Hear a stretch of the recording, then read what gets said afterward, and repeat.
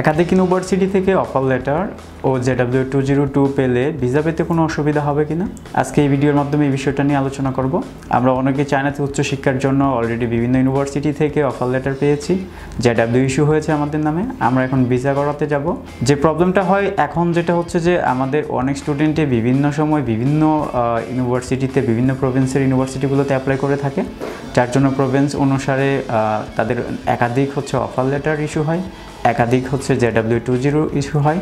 তো আমরা অনেকে যারা ডাবল পেয়েছি তাদের একটা ভয় কাজ করে যে আমি তো একাধিক ইউনিভার্সিটি থেকে পেয়েছি, আমার অনেক দুইটা JW, এখন আমার কোনো প্রবলেম হবে কি না, ভিসা করাইতে গেলে আমার ভিসাটা রিফিউজ হবে কি না।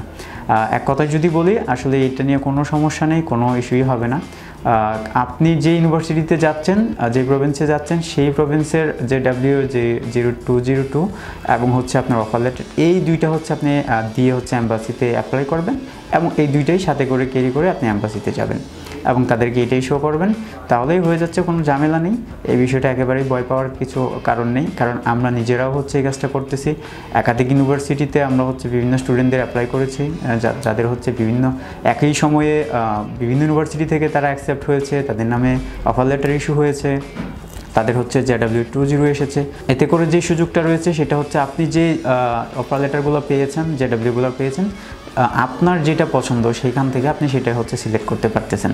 যে স্কলারশিপটা সবচেয়ে বেশি ভালো এসেছে, যে স্কলারশিপের কন্ডিশনটা সহজ, যে ইউনিভার্সিটি র্যাঙ্কিংটা ভালো, সাবজেক্টটা ভালো, সেটা আপনি চুজ করতে পারতেছেন।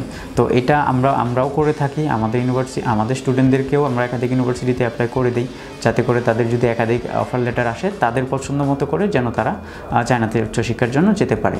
কারণ আমরা সবাই চাই একটা সিকিউর স্কলারশিপ, একটা ভালো স্কলারশিপ, একটা ভালো ইউনিভার্সিটি, ভালো একটা সাবজেক্ট, যে ইউনিভার্সিটিগুলোতে ভালো রিসার্চ প্রপোজাল রয়েছে, ওভারঅল সব কিছু মিলিয়ে কিন্তু আমাদের জন্য বেটার হয় ওইটা। তো যারা double offer letter, double JW পেয়েছেন, তাদের ভয় পাওয়ার কোনো কারণ নেই। আমি যেটা ফার্স্টে বলেছি যে আপনি যে ইউনিভার্সিটিতে যেতে চাচ্ছেন, যে প্রভিন্সে যাচ্ছেন, সেখান থেকে যেগুলো ইস্যু হয়েছে আপনি সেগুলো দিয়েই অ্যাম্বাসিতে অ্যাপ্লাই করবেন, সেগুলো দিয়েই অ্যাম্বাসি ফেস করবেন এবং তার উপরে ডিপেন্ড করেই আপনার ভিসাটা হবে। তো এটা নিয়ে কোনো প্রকার চিন্তিত হওয়ার কোনো কারণ নেই। যেটা আপনি ক্যান্সেল করে দিয়েছেন সেটাকে আপনাকে ক্যারি করতে হবে না। আপনি যখন ইমিগ্রেশনে যাবেন, ইমিগ্রেশনে সেমভাবে ওই জিনিসটাই তাদেরকে শো করবেন, ঠিক আছে? তো আশা করা যায় যে আপনারা যারা চিন্তিত আছেন বা বুঝতে সমস্যা হচ্ছে, এই ভিডিওর মাধ্যমে সেটা ক্লিয়ার হয়ে গেছেন। ভালো থাকবেন, সুস্থ থাকবেন। আসসালামু আলাইকুম।